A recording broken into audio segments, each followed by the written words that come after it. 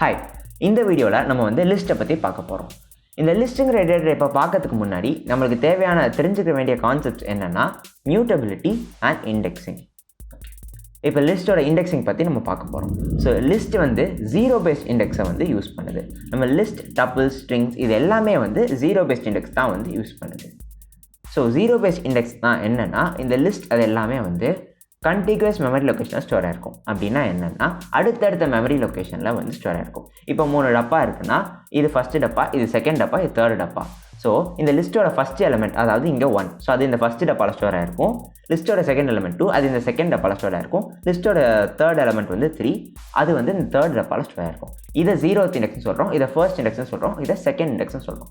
So zeroth இண்டெக்ஸில் இருக்கிற value 1, first இண்டெக்ஸில் இருக்கிற value 2, second இண்டெக்ஸில் இருக்கிற வேல்யூ 3. ஸோ 0, 1, 2 இதுதான் வந்து இண்டெக்ஸிங். ஓகே, இதே மாதிரி பேக்வர்ட் இண்டெக்ஸிங் அப்படின்னு ஒன்று இருக்குது. இது ஃபார்வர்ட் இண்டெக்ஸிங். 0, 1, 2 அப்படிங்கிறது ஃபார்வர்ட் இண்டெக்ஸிங். பேக்வர்ட் இண்டெக்ஸிங் என்னென்னா லாஸ்ட் எலிமெண்ட்டை -1 அப்படின்னு சொல்லிட்டு சொல்கிறோம். ஸோ -1 எலிமெண்ட்டில் இருக்கிறது 3, -2 இருக்கிறது வந்து 2, -3 இருக்கிறது வந்து 1. இதுதான் வந்து backward indexing. Okay, so indexing வந்து இப்போ பார்த்துட்டோம். ஸோ இப்போ இங்கே கான்செப்டாக பார்த்தா இங்கே அப்ளை பண்ணி பார்ப்போம். So print of LST square ப்ராக்கெட்டை வச்சு இண்டெக்ஸை வந்து நம்ம குறிப்போம். So list of 0. So list of 0 இங்கே டப்பாவில் ஃபஸ்ட் என்ன இருக்குது? 1 இருக்குது. ஸோ இதை நம்ம பிரிண்ட் பண்ணால் நம்மளுக்கு 1 அப்படிங்கிறது பிரிண்ட் பண்ணணும். 1 அப்படிங்கிறது அவுட்புட்டில் வந்திருக்கு. ஸோ இதே மாதிரி நம்ம பேக்வர்ட் இண்டெக்ஸிங் பார்த்தோம்னா அதையும் ட்ரை பண்ணி பார்த்துருவோம். ஸோ லிஸ்ட் ஆஃப் -1 அப்படிங்கிறது பார்க்குறோம். -1னா கடைசி எலிமெண்ட். ஸோ என் கடைசி எலிமெண்ட்டாக இருக்கிறது வந்து 3. ஸோ லிஸ்ட் ஆஃப் -1 வந்து நம்மளுக்கு 3 அப்படிங்கிற அவுட்புட்டை தந்துருக்கு. இதுதான் வந்து இண்டெக்ஸிங். சைட் நோட், இப்போ நம்ம பார்க்க போகிறது மியூட்டபிலிட்டி அப்படிங்கிற கான்செப்ட். மியூட்டபிலிட்டினா ஒரு டேட்டா டைப்பை வந்து நம்ம வந்து வேல்யூ வந்து அசைன் பண்ணிட்டோம். பண்ணதுக்கப்புறம் அதோட இண்டிவிஜுவல் எலமெண்ட்ஸை நம்மளால் அசைன்மெண்ட்க்கு அப்புறம் மாற்ற முடிஞ்சுது அப்படின்னா அதை வந்து நம்ம மியூட்டபிள் டேட்டா டைப்னு சொல்லுவோம். இதை அதை மாற்ற முடியல அப்படின்னா அதை இம்மியூட்டபிள் டேட்டா டைப்னு சொல்லுவோம்.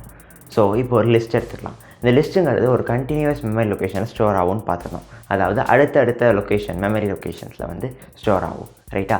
ஸோ 0, 1, 2 இப்படின்னு இண்டெக்ஸ் இருக்குது. அதில் 1, 2, 3ங்கிற வேல்யூ இருக்குது. இப்போ இந்த ஃபர்ஸ்ட் இண்டெக்ஸில் இருக்கிற வேல்யூவான 2வை 4ஆக நம்மளால் மாற்ற முடியும் ஒரு லிஸ்ட்டில். ஸோ அதனால் இண்டிவிஜுவல் எலிமெண்ட்டை நம்ம ஒரு லிஸ்ட்டில் வந்து அப்டேட் பண்ண முடியுது அதோட வேல்யூவை அசைன்மெண்ட்டுக்கு அப்புறம். இதனால லிஸ்ட்டு வந்து ஒரு மியூட்டபிள் டேட்டா டைப்.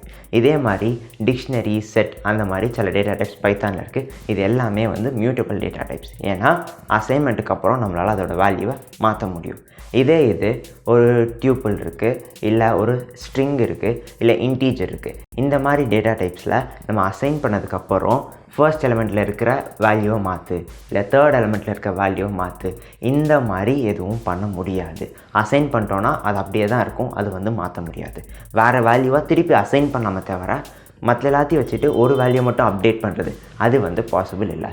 ஸோ அதனால் ஸ்ட்ரிங், டியூப்பிள் இதெல்லாம், இன்டீஜர்ஸ் இதெல்லாமே வந்து இம்மியூட்டபிள் டேட்டா டைப் அப்படின்னு சொல்லிட்டு நம்ம சொல்லுவோம். இதுதான் மியூட்டபிலிட்டி. ட்ராவர்சல் அப்படிங்கிறத பார்ப்போம். இந்த ட்ராவர்சல்னால் ஒன்றும் இல்லை, நம்ம லூப்பில் யூஸ் பண்ணி இந்த லிஸ்ட்டில் இருக்க ஒவ்வொரு எலிமெண்ட்டாக வந்து ப்ராசஸ் பண்ணி பிரிண்ட் பண்ணணும். இதுதான் வந்து நம்ம ட்ராவர்சல்னு சொல்கிறோம். அதை ஃபார் லூப் வச்சு எப்படி ஈஸியாக இம்ப்ளிமெண்ட் பண்ணலாம் அப்படிங்கிறத இப்போ பார்ப்போம். So for I in LST print I இப்படின்னு கொடுத்துருக்கோம். இந்த I in LST அப்படிங்கிறது என்ன பண்ணுதுன்னா ஒவ்வொரு இட்ரேஷனையும் இந்த லிஸ்ட்டோட first element, second element, third element அப்படின்னு சொல்லிட்டு ஒவ்வொரு இட்ரேஷனுக்கும் அடுத்தடுத்த எலிமெண்ட்டாக வந்து அது ஸ்டோர் பண்ணும். ஸோ ஃபர்ஸ்ட் இட்ரேஷனில் ஐயோட வேல்யூ வந்து 1ஆக இருக்கும், அடுத்த இட்ரேஷனில் ஐயோட வேல்யூ 2ஆக இருக்கும், அடுத்த இட்ரேஷனில் ஐயோட வேல்யூ 3ஆக இருக்கும். இதே மாதிரி ஒவ்வொரு எலிமெண்ட்டாக வந்து அது போய்கிட்டே இருக்கும். ஸோ நம்ம பிரிண்ட் ஐ அப்படின்னு கொடுத்தோம்னா 1, அடுத்த லைனில் 2, அடுத்த லைனில் 3, அதே மாதிரி நம்மளுக்கு இங்கே கிடச்சிருக்கு. இதுதான் வந்து ட்ராவர்சல் அப்படின்னு சொல்லிட்டு சொல்கிறோம். இதே மாதிரி லிஸ்ட்டில் வந்து ட்ராவர்சல் முடிச்சதுக்கப்புறம் நம்ம பார்க்க போகிறது வந்து சார்ட்டிங் அண்ட் அதர் ஃபங்க்ஷன்ஸ் நம்ம இருக்குது. அதை வந்து பார்க்கலாம். இந்த கொஸ்டினுக்கான ஆன்சரை கமெண்ட்ஸில் சொல்லுங்கள். இதே மாதிரி இன்னும் நிறைய கொஸ்டின்ஸ் அண்ட் டிஸ்கஷன்ஸில் இன்ட்ரெஸ்டாக இருந்தீங்கன்னா நம்ம டெலிகிராம் ஃபோரமோட லிங்க் வந்து டிஸ்கிரிப்ஷனில் இருக்கும், அதில் ஜாயின் பண்ணுங்கள். நெக்ஸ்ட் வீடியோக்கான ஐடியாஸ் எதுவும் உங்களுக்கு இருந்துச்சுன்னா அதையும் வந்து கமெண்ட்ஸில் போடுங்க.